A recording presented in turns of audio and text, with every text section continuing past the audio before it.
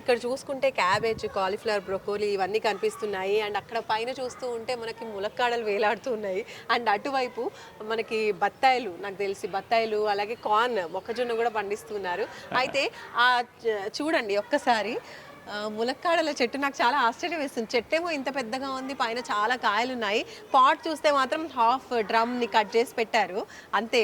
So ఆ కొంచెం మట్టిలో అసలు ఎంత బాగా పెరుగుతుంది అనేది చూస్తుంటే చాలా ఆశ్చర్యం వేస్తుంది. అండ్ దాంతోపాటు రకరకాల కూరగాయలకి రకరకాల పాట్ సైజెస్ అని పెట్టారు. ఇంకా అలాగే డ్రిప్ ఇరిగేషన్ పెట్టారు. అసలు అంటే కొత్తగా పెట్టే వాళ్ళకి కూడా ఒక కన్ఫ్యూజన్ ఉంటుంది. కాబట్టి ఏ పాట్స్లలో ఏ ప్లాంట్స్ పెట్టుకోవచ్చు, సఫిషియెంట్గా దానికి స్పేస్ సరిపోవడానికి మీరేం సజెస్ట్ చేస్తారు? నా సజెషన్ ఏంటంటే అండి, చాలామంది కొత్త వాళ్ళు ఏదో సింపుల్గా మనకు అక్కడెక్కడ దొరికే పార్ట్స్ తోటి పెట్టుకుంటే సింపుల్గా అయిపోతుంది అని చెప్పేసి ఇనిషియల్ ఫేజ్లో అనుకుంటారు ఖర్చు లేకుండా చేయడం కోసం. ఇది 4-5 సంవత్సరాల్లో చేసేసరికి టెర్రస్కి ప్రాబ్లం వస్తుంది. అప్పుడు మనం ఏం చేయాలనే సొల్యూషన్ చూడవలసిన అవసరం లేదు. మీరు ఏదైతే దేనికోసమైతే మీరు ప్రయత్నిస్తున్నారో అవన్నీ నేను గత సంవత్సరాలు, ఎన్నో సంవత్సరాల క్రితమే ఇక్కడ పెట్టాను. డ్రిప్ డ్రైన్ సిస్టమ్ పెట్టుకోండి. ఈ డ్రిప్ సిస్టమ్కి ఎంత అవుతుంది అంటారు? ఇప్పుడు ఉన్న ఈ కొంచెం స్పేస్కి అందరికీ కూడా మ్యాక్సిమం ఇలాంటి ఏరియానే ఉంటుంది. ఇంత కొంచెంలో పెంచాలి అనుకున్నప్పుడు ఈ పాట్స్కి అలాగే డ్రిప్ ఇరిగేషన్కి ఎంత కాస్ట్ అవ్వచ్చు? 1200 అడుగుల స్క్వేర్ ఫీట్ ఏరియా టెర్రస్ ఉందమ్మా ఇక్కడ. ఇంత ఏరియాలో ఇట్లా గనక పెట్టుకుంటే ఇది 2 లక్షల పైన సుమారు అవుతుందండి. ఇప్పుడున్న రేట్లలో 3 లక్షల వరకు కూడా అవుతుంది. ఫిష్ కంటైనర్స్, ఫిష్ ఫిల్టర్స్ ఇవన్నీ పెట్టుకుంటే 3 లక్షలు అనేది పెద్ద అమౌంట్ కాదండి. హైదరాబాద్ లాంటి పట్టణంలో ఒక స్థలం కొనుక్కొని ఇల్లు కట్టాలంటే 3 కోట్లు కావాలి. 3 కోట్ల రూపాయలలో 3 లక్షలు 4 లక్షలు పెట్టుకొని ఇది 15 years 12 years more than 15 years ఈ స్ట్రక్చర్ ఉంటుంది డిస్టర్బ్ కాకుండా. ఇది కంటిన్యూస్గా మనకు ఫ్రూటింగ్ ఇస్తుంది. కాబట్టి అది పెద్ద ఖర్చు కాదని నేను అనుకుంటున్నాను. One time investment. దీంట్లో పెద్దలకి కాలక్షేపం ఉంటుంది. పెద్దవాళ్ళు రోజు పొద్దున సాయంత్రం వస్తే మనశ్శాంతిగా ఉంటుంది. ఇది సిస్టమ్ పెట్టుకున్నప్పుడు ఆ కుటుంబ యజమాని ఇన్వాల్వ్మెంట్ ఇంట్లో ఉంటేనే పెట్టుకోవాలి. ఎందుకంటే వాళ్ళు పని మనుషులకి ఇంకోళ్ళకి అప్పచెప్తే సిస్టమ్ సక్సెస్ కాదండి. మనం వస్తే ఏది ఎక్కడుంది ఏదైనా సరే చిన్న చిన్న ప్రాబ్లం వస్తే రెక్టిఫై చేసుకోవాల్సిన అవసరం ఉంటుంది. అది పెద్ద ఇష్యూ కాదు. అది పని వాళ్ళకి ఇస్తే వాళ్ళు చెప్తారు, చెప్పపోతారు, రకరకాలుగా ఉంటుంది. కాబట్టి దానివల్ల ప్రాబ్లం వస్తుంది. లైవ్ ఫిష్ ఉంటుంది. లైవ్ ఫిష్కి చిన్న ఎఫెక్ట్ కనుక జరిగింది అనుకోండి అవి చనిపోతాయి. అదే మనకు తెలుసు అనుకోండి, ఆ పరిస్థితి వచ్చినప్పుడు ఏం చేయాలనేది ఇమ్మీడియట్గా మనం రెక్టిఫై చేస్తాం. ఇది పెద్ద రాకెట్ సైన్స్ ఏం కాదు. చాలా సింపుల్గా ఇలా ఇన్వెస్ట్ చేసి కొన్ని డబ్బాలు 20 లీటర్ల పెరుగు డబ్బాలు సెంటర్లో పెట్టుకొని కూరగాయలు పెట్టుకోవాలి. అలాగే హారిజెంటల్గా మనకి 250-300 లీటర్ల డ్రమ్స్ ఏవైతే ఉంటాయో హారిజెంటల్గా వర్టికల్గా కట్ చేసిన ఇలా రౌండ్ వాటిల్లో ఫ్రూట్ ప్లాంట్స్ పెట్టుకోవాలి. అలాగే ఆ డ్రిప్ డ్రైన్ అనేది ఇక డ్రైనేజ్ అలా ఉంది, డ్రిప్ పైన వెళ్తుంది. మీకు ఇందులో 15 ఫీట్ వెళ్తుంది. దాని విపరీతమైన ఆకుల కంటే కాయలు ఎక్కువ ఉంటాయి ఇక్కడ. మీకు ఇదే కాదు, దేనికైనా ఇందులో వచ్చేటటువంటి ఈ పోషక పదార్థాలు, బలవర్ధకమైన పోషక పదార్థాలు కంటిన్యూగా రావటం వల్ల మీకు ఇది చాలా చిన్న చెట్టు. ఎంత కాయ కాస్తుందంటే ఒక గుత్తులో సార్ 10-15 కాయలు కాస్తాయి. అక్కడ కమలకాయ ఉందండి అవతల, అది అలాగే కాస్తుంది. అక్కడ నిమ్మకాయ ఉంది.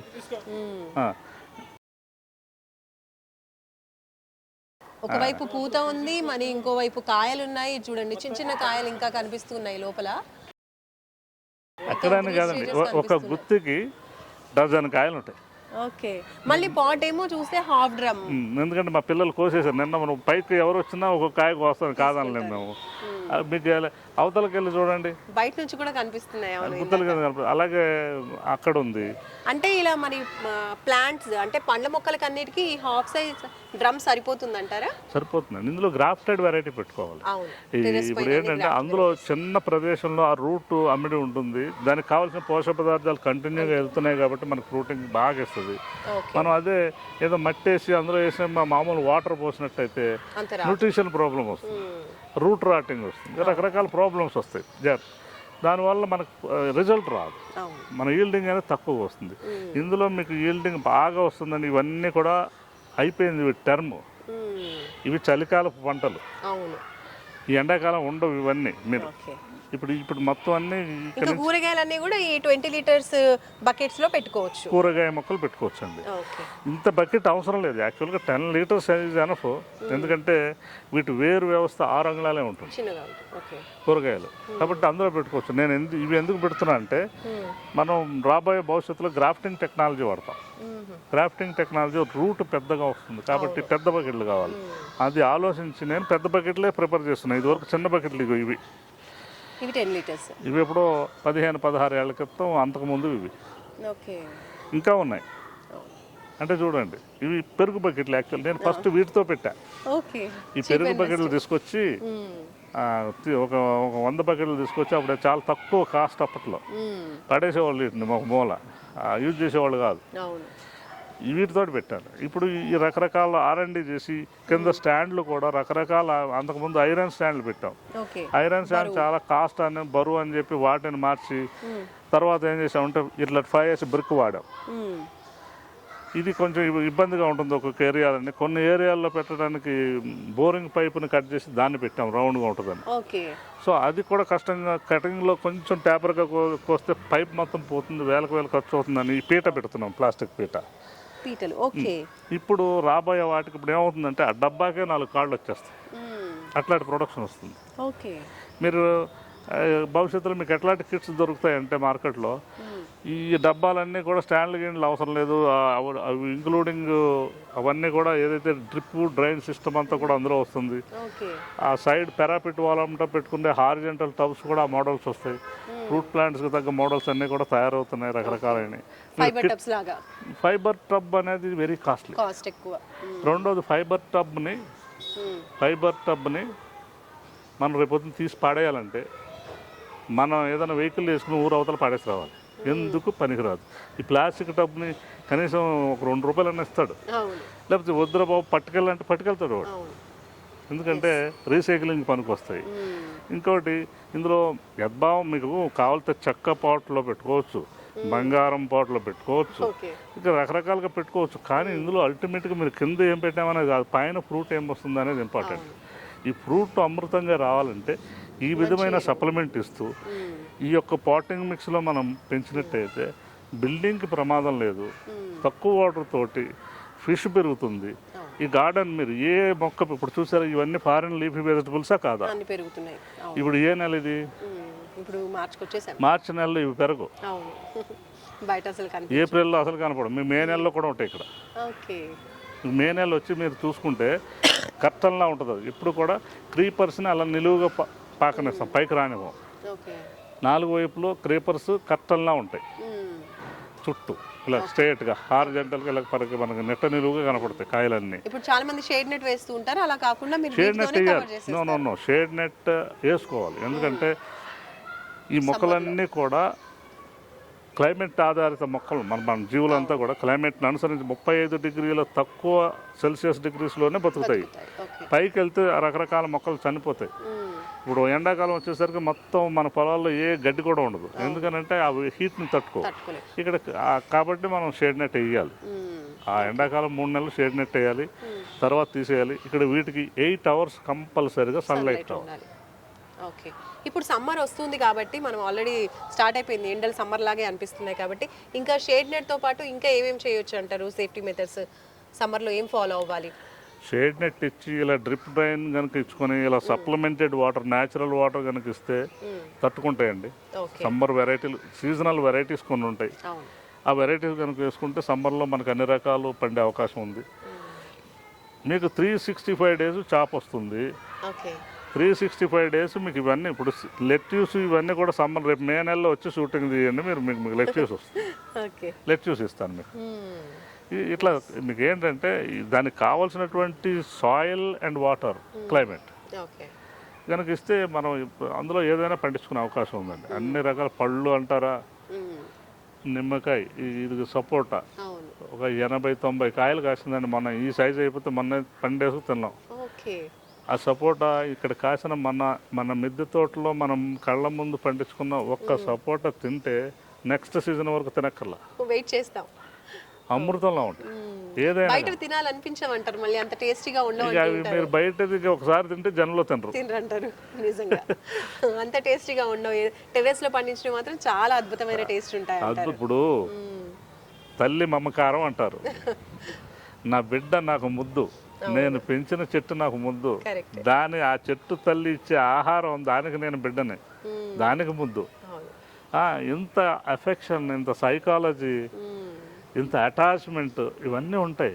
మొక్కలు మనతో మాట్లాడతాయి. మేము పొద్దున్నే వచ్చి వీటన్నిటితో మాట్లాడతాం. ఆ ఎండిపోయిన ఆకులు ఉంటే అమ్మ నేను నీళ్లు సరైన టయానికి ఇవ్వలేకపోయినా ఏంటాను, ఒకవేళ పడలేదా ఏంటి, డ్రిప్ ప్రాబ్లం ఉందో చెక్ చేస్తాను, అవును. మాట్లాడతాం అన్నిటితోటి. మ్మ్. అవి మాట్లాడతాయి. మీకు ఏంటంటే ఆవు, కోడి, ఫిష్ ఉంది, ఇవన్నీ నాతో మాట్లాడతాయి. నేను ఫిష్కి మేత వేయడానికి వెళ్తే అన్ని పైకి వస్తాయి, వస్తాయి. అన్నీ చూస్తాయి. అదే కొత్త వాళ్ళు వచ్చారనుకోండి ఒక్కటి రావు. ఓకే. అలాగే కోళ్ళు నా చుట్టూ తిరుగుతాయి, కొత్త వాళ్ళు వస్తే రావు. అవును. ఇలాగ అంటే వాటికి జ్ఞానం ఉందా లేదా, అవును. గుర్తుపట్టగలవా లేవా?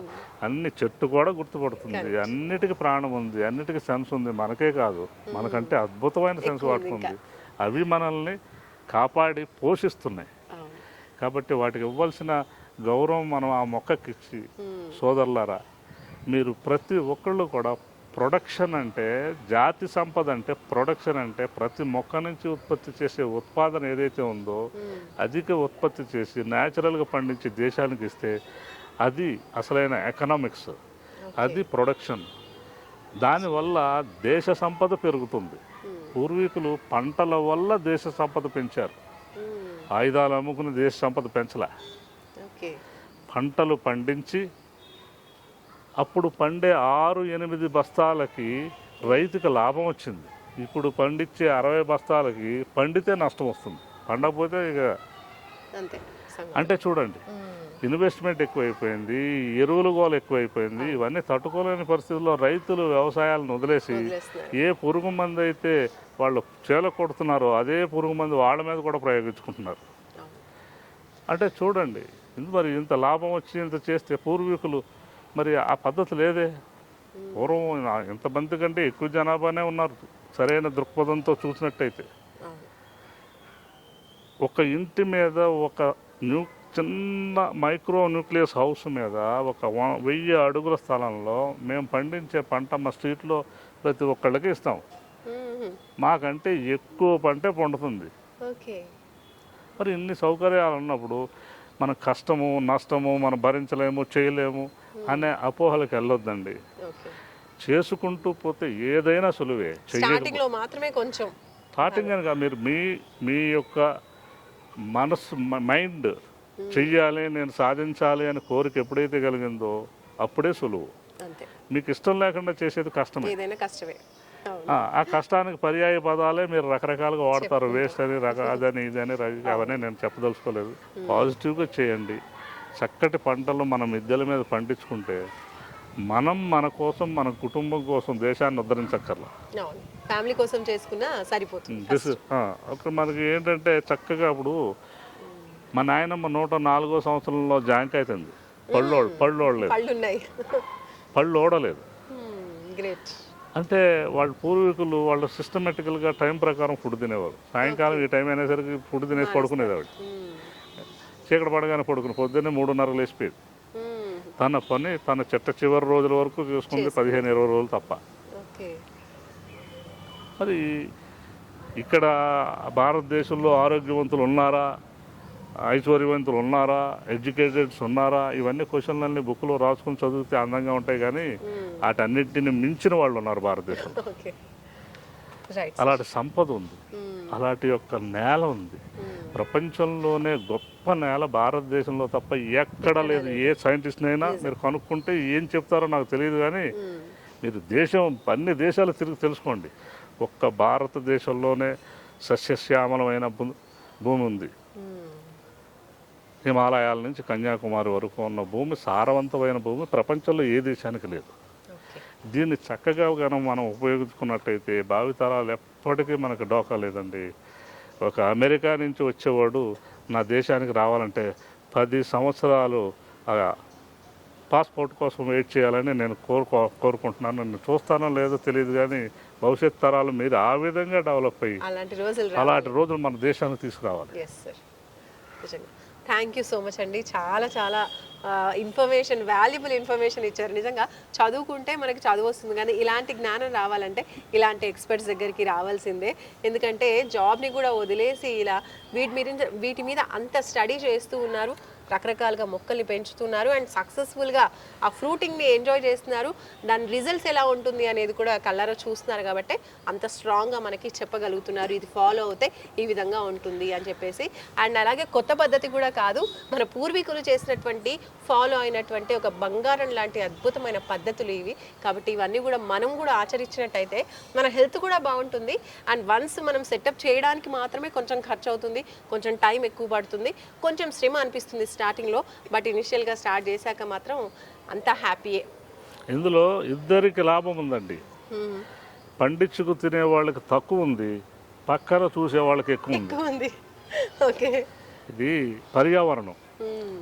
ఇప్పుడు మన మానవ సేవే మాధవ సేవ కదా. బంగారం తెస్తే మన ఇంట్లో దాచుకుంటాం, కానీ ఇవన్నీ దాచుకోలేదు. అందరికి గాలి వస్తుంది, ఇక్కడ చుట్టుపక్కల ఇంతమంది పిల్లలు చూస్తున్నారు, ఈ మొక్క ఏంటి ఆ మొక్క ఏంటి ఎలా పడుతుంది, వాళ్ళు నాకంటే బాగా చెప్తారు చిన్నపిల్లలు. ఎందుకంటే వాళ్ళకి లైవ్ ఎగ్జాంపుల్ చూస్తున్నారు కాబట్టి. నేను ఎప్పుడు ఫిష్కి మేత వేస్తాను, ఎప్పుడు ఫిష్ పట్టుకుంటాను, అంకుల్ ఎన్ని ఫిష్లు పట్టుకున్నాడు, లేదా ఎన్ని వంకాయలు కోసినాడు అని చెప్తారు. వాళ్ళ పిల్లలకి చాలా ఎక్కువ జ్ఞానం ఉంటుంది, చూసింది వాళ్ళు అబ్జర్వ్ చేస్తారు, చెప్పిన దానికన్నా కూడా. సో ఇట్లాంటివి ఏర్పాటు చేసుకుని ఆ సెల్ ఫోన్ అనేది ఆ పిల్లలకి దూరంగా ఉంచి ఇట్లాంటి కొన్ని యాక్టివిటీస్ నేను అందరినీ ఇదే పద్ధతి నేను చేసిందే చేయమని నేను చెప్పట్లా. మీరు ఇంతకంటే మంచి సిస్టమ్ పెట్టండి, మీరు తోచిన విధంగా పెట్టండి.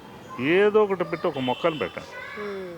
ఆ మొక్కని పెంచడం వల్ల మీకు ఇష్టం లేకపోయినా 10 మందికి ఉపయోగపడుతుంది. గాలి పీల్చుకునైనా సరే వాళ్ళందరికీ సామాజిక సేవ చేసిన వాళ్ళు అవుతాం.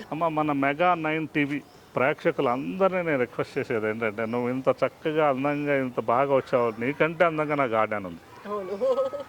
సో మన MEGA9 TV ప్రేక్షకులందరికీ ఇంతకంటే అందమైనటువంటి చక్కటి మిద్దె తోటలు ఏర్పాటు చేసుకొని నా కోసం, మీకోసం, ఎవరి కోసం కాదు, మీ కుటుంబం కోసం మీరు ఏర్పాటు చేసుకోండి. దీనికి కావాల్సిన ఏదైనా టెక్నాలజీ కావాలంటే ట్రైనింగ్ క్లాసెస్ ఉన్నాయి. నేను అవేర్నెస్ క్లాసెస్లో అనేక పెడుతున్నాను, మీరు ట్రైనింగ్ ఇస్తాను. అనేక పద్ధతులు, అక్కడ టవర్ గార్డెన్ ఉంది, ఎలా చేసుకోవాలో యువతకి ఒక ఎంప్లాయ్మెంట్. సో ఇలా కొంతమంది యువత నేర్చుకుంటే ఈ సిస్టమ్ పెట్టినందుకు ఉపాధి కలుగుతుంది. ఇలాగ అనేక రకాలుగా ట్రైనింగ్లు ఇస్తాను, వచ్చి నేర్చుకోండి, ఇళ్ళ మీద పెట్టుకోండి. మీ కుటుంబ ఆరోగ్యాన్ని, దేశం యొక్క ఆరోగ్యాన్ని కూడా కాపాడండి. ఓకే, నమస్కారం. ఓకే, చూసారు కదండి, డాక్టర్ రవిచంద్ర కుమార్ గారు చక్కగా టెర్రస్ గార్డెన్ని పెంచుతూ ఉన్నారు. అలాగే ట్రైనింగ్ క్లాసెస్ కూడా కండక్ట్ చేస్తామంటున్నారు. ఎవరైనా ఇంట్రెస్ట్ ఉన్న వాళ్ళు కూడా అప్రోచ్ అయితే చాలా చక్కగా మీకు ఎలా మొక్కల్ని పెంచాలి, ఏ విధంగా పెంచుతారు ఏంటి అనేది కూడా క్లియర్గా మీకు తెలుసుకోవచ్చు. అండ్ ఈరోజు అయితే వీడియోలో చూసారు కదా వీళ్ళు ఎంత బాగా ప్లాంట్స్ని పెంచుతున్నారు అనేది. పూల మొక్కలు, పండ్ల మొక్కలు అన్నీ కూడా చాలా అద్భుతంగా ఉన్నాయి. వీటన్నిటికీ కూడా చాలా ఈజీ సిస్టమ్ ఏ విధంగా ఉంది అనేది కూడా వాళ్ళు చెప్పారు. సో ఆ ఫిషెస్ కూడా ఎలా పెంచుతున్నారు అనేది చూసాము. ఆ వాటరే ప్లాంట్స్కి వస్తూ ఉంటాయి అండ్ అలాగే ప్లాంట్స్ నుంచి వచ్చే వాటర్ మళ్ళీ ఫిషెస్కి వెళ్తూ ఉంటాయి. పాతకాలంలో ఫాలో అయినటువంటి ఆ ఎకో సిస్టమ్ ఏదైతే ఉందో అలాంటి మెథడ్, పాతకాలం పద్ధతినే వీళ్ళు ప్రోత్సహిస్తూ ఉన్నారు. ఈ విధంగా అద్భుతమైన ఎక్కువ ఈల్డ్స్ అనేవి పొందుతున్నామని చెప్తున్నారు. ఈ కొంచెం ఏరియాలోనే పండినటువంటి పంట ఫ్యామిలీతో పాటు ఇంకా చుట్టుపక్కల వాళ్ళకు కూడా షేర్ చేస్తున్నామంటే అంత ఎక్కువగా పండించుకోగలుగుతున్నామని చెప్తున్నారు, ఓన్లీ బికాస్ ఆఫ్ ఈ పాత పద్ధతి అనేది. కాబట్టి ఈ పాత పద్ధతులు, మన పూర్వీకులు ఫాలో అయినటువంటి పద్ధతులు అనేది ఫాలో అవుతే మనకి పండించడం కూడా కొంచెం ఈజీగా ఉంటుంది. అలాగే ఆ పండిన పంట కూడా చాలా హెల్దీగా ఉండి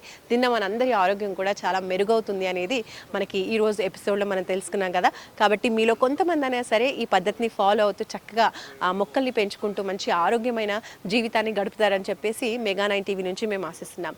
అలాగే మరొక మంచి వీడియోస్తో మళ్ళీ మనం కలుసుకుందాం. అంతవరకు చూస్తూనే ఉండండి MEGA9 TV.